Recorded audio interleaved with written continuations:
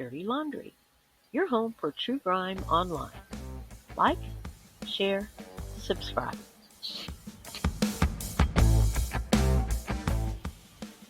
Be careful what you ask for, Don.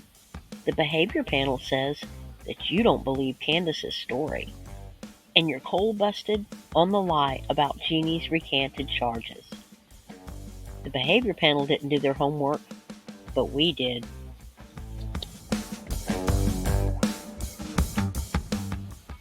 After rewatching the review of the behavior panel's assessments of Don's interview, along with his face-to-face meeting with Greg and Scott a few weeks ago, although I have lost a lot of faith in these guys lately, I think they got one thing right. Don suspects or knows for sure that Candus is responsible for Summer's disappearance. But if he's covering for Candus, how can the behavior panel claim that he's not involved? This old man, he played 4.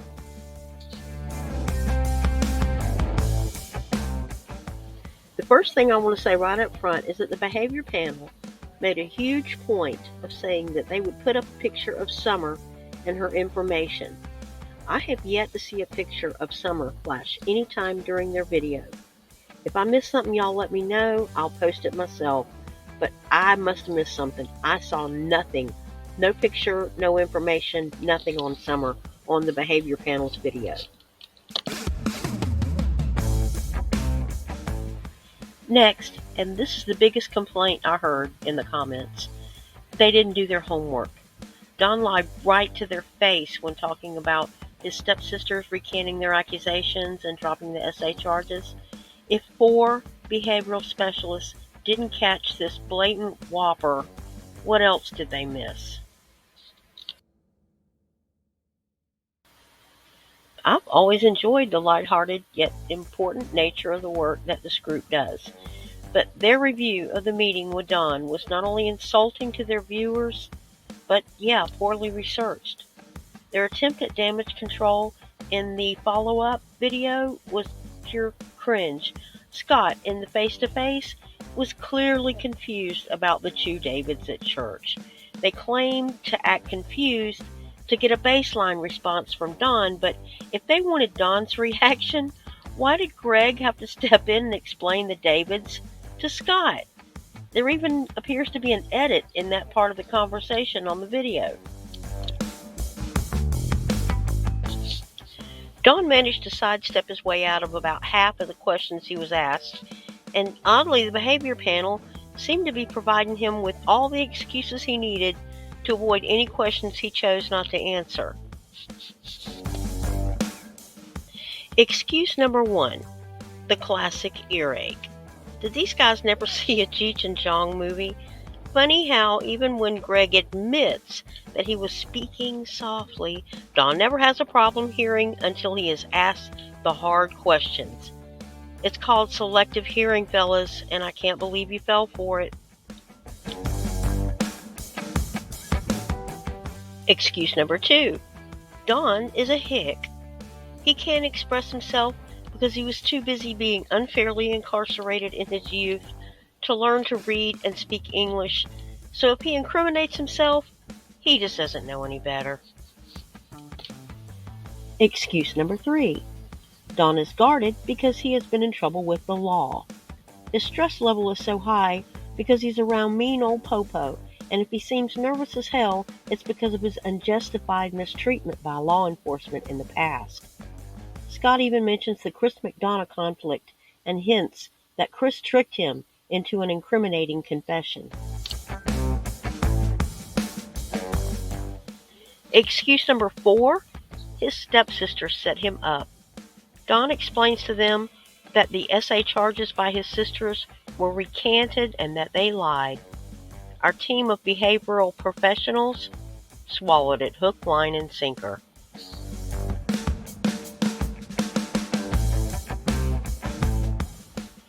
Excuse number 5, his blink rate. Oh yeah, that? He must be mentally processing something. Well, yeah, processing a lie. The list goes on and on and on. They double down on Don's honesty and ignore every red flag, even the dry mouth and constant lip licking they blame on his smoking. Then they totally skip over the fig leaf segment where they ask Don about Summer sleeping in his bed. That pissed me off, I won't lie. Probably the most telling moment of the whole video, and they completely ignored it. I guess another cliffhanger episode is more important than getting to the truth right now, but as Don always says, whatever.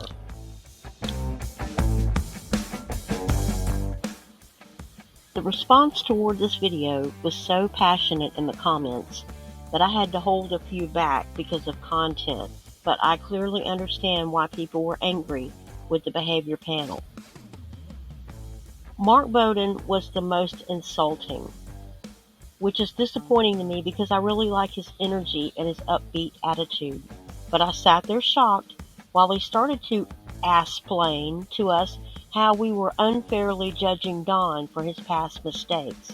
Ignore the fact that not only did Don admit to assaulting his sister, but actually blamed a then 5-year-old Jeannie for the assault. He goes on to accuse the general public of wrongfully accusing Don of things that he's already admitted to. He was so busy trying to accuse us of prejudice that he never checked the facts. He was arrogant and condescending, and he represents everything wrong with this panel right now.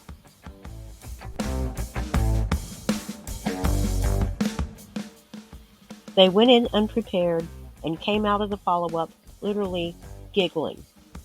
What is so funny about making excuses for an admitted offender? Maybe the panel doesn't have daughters. Maybe they don't have a problem that Don was sleeping with a 5-year-old every night that has now disappeared. Maybe they don't think past crimes are relevant to his behavior today. And maybe this is exactly why Don chose the behavior panel to give him this softball interview. I know the reason everyone is angry with the panel. These guys are basically excusing a known predator. Their failure to research the accusations against him before the interview allowed Don to push his truth and his narrative. They gave him an open mic. They weren't interested in hearing the full story. Bowden actually blew it off as a soap opera. No one on that panel had any empathy for Don's victims because they had already identified poor Don as the victim. Seriously, Bowden came off as preachy, with little regard for Don's victims or Don's part in Summer's disappearance. They wrap up their Don Wells excuse show with a hint at a second follow-up. But in reality, if you watch the original face-to-face interview, they mention that there will be several follow-ups, so it's just more manufactured spontaneity.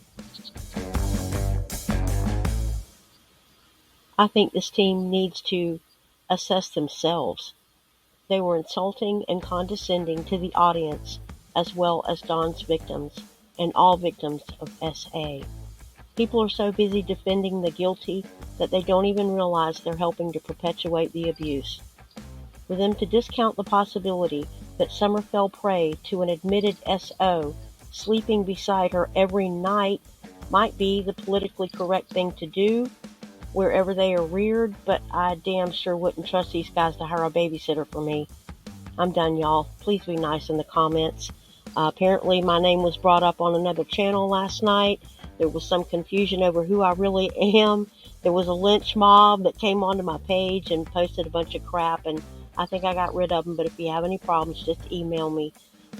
Sorry for the trouble. Thanks, you guys. Have a blessed weekend, and pray Summer home. Thanks. Bye.